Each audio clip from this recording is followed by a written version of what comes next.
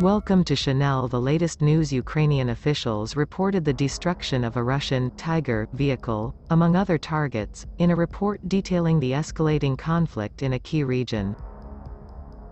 The Zaporizhzhia region is the second southernmost of the four regions that Russia claimed to have annexed in September. On Friday, Vladimir Rogov, the Russia-installed leader of Zaporizhzhia, reported that the conflict in the region had begun to escalate, with Russian forces capturing a village roughly 50 kilometers away from the capital city, which is controlled by Ukrainian forces, and deploying tanks, mortars, and artillery fire to pursue control of other villages. In a post to its official Facebook page on Monday, the General Staff of the Ukrainian Army offered its own updated report on the conflict in Zaporizhzhia, noting numerous casualties on the part of the invaders and lost pieces of hardware, including a Gaz Tiger armored vehicle, better known as a Tiger. Russian occupants continue to die blamelessly in Ukraine, the post explained, as translated using an online application. During January 2021, the enemy carried out offensive actions in the Zaporizhzhia direction near Maly-Cherbakov. According to clarified data, as a result of the combat with the Defense Forces units, the loss of invaders in this period amounted to more than 50 people. In addition, 9 units of weapons and military equipment of different types were destroyed: tank, 6 BMP units and an armored car, Tiger. Another 4 units have been damaged. The report also claimed that Russian forces are facing mounted losses in the other annexed regions, which it referred to as temporarily occupied.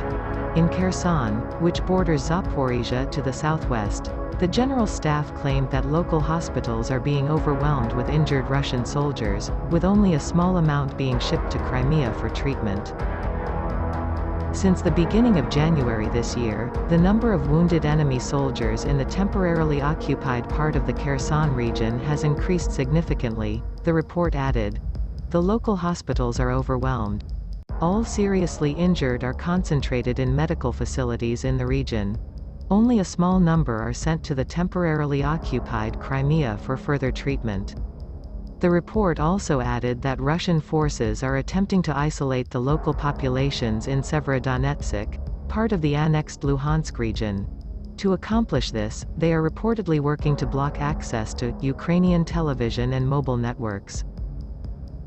When reached for comment by Newsweek, Daniel Davis, a retired lieutenant colonel in the U.S. Army and military expert for the Defense Priorities think tank, said that it is difficult to determine at this stage if either side of the conflict has the upper hand, but that Russia also possesses a tactical advantage in the eastern parts of the annexed regions.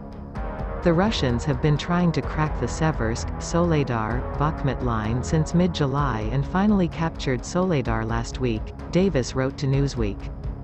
Taking the center city in that line puts Seversk and Bakhmut at greater risk, as Russian troops can now hit both settlements from 3 sides each, and now has the ability to bring the supply lines to the west under direct fire from tanks or indirect fire from artillery. It's not clear that Ukraine will be able to hold Bakhmut much longer, but it's also impossible to know how much more striking power the Wagner Group, designated as the main Russian effort for this fight, has. They expended considerable resources and personnel to take Soledar. Ukrainian intelligence officials are bracing for what they are calling a big Russian offensive in the Donetsk and Luhansk regions. According to its experts, the next few months will be a decisive period in Russia's war effort. Ukraine's main intelligence directorate said Russian troops were regrouping in preparation for a renewed attack, but it was unlikely to come from Belarus or southern Ukraine. The Institute for the Study of War, ISW, had previously reported that Russian forces may be launching a new offensive or defensive attack in the Luhansk region.